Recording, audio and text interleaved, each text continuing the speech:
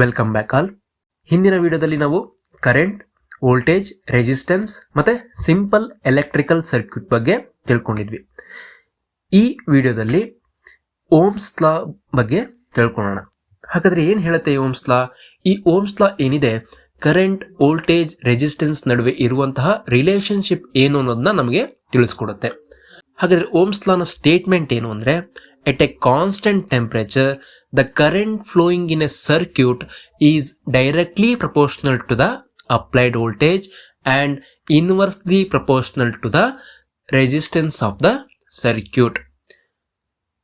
ಈ Ohm's law ಏನಿದೆ ಯಾವಾಗಲೂ ಕಾನ್ಸ್ಟೆಂಟ್ ಟೆಂಪ್ರೇಚರ್ಗೆ ಮಾತ್ರ ವ್ಯಾಲಿಡ್ ಇರುತ್ತೆ.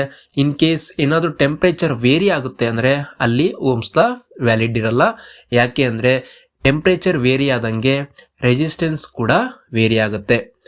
ಹಾಗಾಗಿ ನಾವು ಓಮ್ಸ್ ಲಾ ಹೇಳಬೇಕಾದ್ರೆ ಯಾವಾಗಲೂ ಎಟ್ ಎ ಕಾನ್ಸ್ಟೆಂಟ್ ಟೆಂಪ್ರೇಚರ್ ಅನ್ನೋದನ್ನ ಅದರಲ್ಲಿ ಇನ್ಕ್ಲೂಡ್ ಮಾಡಿರಬೇಕು. ಓಮ್ಸ್ ಲಾ ಪ್ರಕಾರ ಇನ್ ಎ ಸರ್ಕ್ಯೂಟ್ ಏನು ಕರೆಂಟ್ ಹರಿಯುತ್ತಲ್ಲ ಅದು directly proportional to the voltage ಇರುತ್ತೆ. ಡೈರೆಕ್ಟ್ಲಿ ಪ್ರಪೋರ್ಷನಲ್ ಅಂದರೆ ಏನು ಅಂದರೆ, ಇನ್ ಕೇಸ್ ನೀವು ಒಂದು ಸರ್ಕ್ಯೂಟ್ ಇದೆ, ಅಲ್ಲಿ ಒಂದು ವೋಲ್ಟೇಜನ್ನು ಅಪ್ಲೈ ಮಾಡಿದ್ದೀರಾ, ಕರೆಂಟ್ ಫ್ಲೋ ಆಗ್ತಿದೆ ಅಂದ್ಕೊಳ್ಳಿ. ಇನ್ ಕೇಸ್ ನೀವೇನಾದರೂ ವೋಲ್ಟೇಜನ್ನು ಜಾಸ್ತಿ ಮಾಡಿದರೆ ಅವಾಗ ಸರ್ಕ್ಯೂಟಲ್ಲಿ ಕರೆಂಟ್ ಹರಿಯುತ್ತಿರೋದೇನಾಗುತ್ತೆ, ಜಾಸ್ತಿ ಆಗುತ್ತೆ. ಇನ್ ಕೇಸ್ ನೀವೇನಾದರೂ ವೋಲ್ಟೇಜನ್ನು ಕಡಿಮೆ ಮಾಡಿದರೆ ಕರೆಂಟ್ ಫ್ಲೋ ಏನಾಗುತ್ತೆ, ಅದು ಕೂಡ ಕಡಿಮೆ ಆಗುತ್ತೆ. ಇದನ್ನು ನಾವು ಡೈರೆಕ್ಟ್ಲಿ ಪ್ರಪೋರ್ಷನಲ್ ಅಂತ ಕರಿತೀವಿ. ಹಾಗೆ ಸರ್ಕ್ಯೂಟಲ್ಲಿ ಓಮ್ಸ್ ಲಾ ಪ್ರಕಾರ current is inversely proportional to the resistance.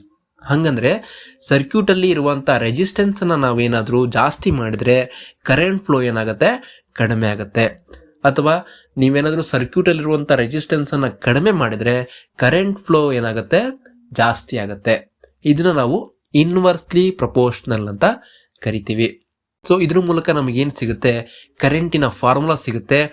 I is equal to voltage divided by resistance. So ಈ ಫಾರ್ಮುಲಾ ಮೂಲಕ ನಾವು ಇನ್ನೆರಡು ಫಾರ್ಮುಲಾ ಬರಿಬೋದು. ಅದು ವೋಲ್ಟೇಜ್ನ ಫಾರ್ಮುಲಾ ಮತ್ತು ರೆಸಿಸ್ಟೆನ್ಸಿನ ಫಾರ್ಮುಲಾ.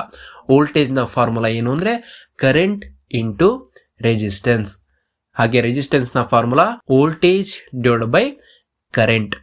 ಈ ಮೂರು ಫಾರ್ಮುಲಾ ನೆನ್ಪಿಟ್ಕೊಳ್ಳೋಕ್ಕೆ ನಮಗೆ ಒಂದು ಮೆಥಡ್ ಇದೆ, ಓಮ್ಸ್ ಲಾ ಟ್ರಯಾಂಗಲ್. ಈ ಚಿತ್ರದಲ್ಲಿ ಏನು ನೋಡ್ತಾ ಇದ್ದೀರಾ, ಈ ರೀತಿ ಟ್ರಯಾಂಗಲ್ ಬರೆದ್ಬಿಟ್ಟು ಮೂರು ಭಾಗಗಳನ್ನು ಮಾಡಿ VIR ಅನ್ನು ಬರ್ಕೋಬೇಕು. ಈಗ ನೋಡಿ, ನಮಗೆ ವಿ ಫಾರ್ಮುಲಾ ಗೊತ್ತಿಲ್ಲ, ಅವಾಗ ಏನು ಮಾಡಬೇಕು, ವಿ ಅನ್ನು ಮಾತ್ರ ಮುಚ್ಚಿಡಬೇಕು. ಇನ್ನೇನು ಎರಡು ಏನು ಕಾಣ್ತಿರುತ್ತೆ, ಐ ಮತ್ತು ಆರ್ ಕಾಣುತ್ತೆ. That means V is equal to I into R. Next formula ಏನು ಹೇಳುತ್ತೆ, ಐ ನ ಮುಚ್ಚಿಟ್ಟಾಗ ನಮ್ಗೆ ಏನು ಕಾಣ್ತಿದೆ, ವಿ ಮತ್ತು ಆರ್. ಸೊ ವಿ ಮೇಲಿದೆ ಮತ್ತು ಆರ್ ಕೆಳಗಿದೆ. V divided by R. I is equal to V divided by R. Next ಆರ್ನ ನೀವು ಮುಚ್ಚಿಟ್ಟಾಗ ಏನು ಕಾಣ್ತಿದೆ, V divided by I. So ಆರ್ನ formula V divided by I. ಈ ರೀತಿಯಾಗಿ ನೀವು ಓಮ್ಸ್ ಲಾನ ಫಾರ್ಮುಲಾನ ಈಸಿಯಾಗಿ ನೆನ್ಪಿಟ್ಕೋಬೋದು. ಮುಂದಿನ ವಿಡಿಯೋದಲ್ಲಿ ಮತ್ತೆ ಸಿಗೋಣ. Always learn.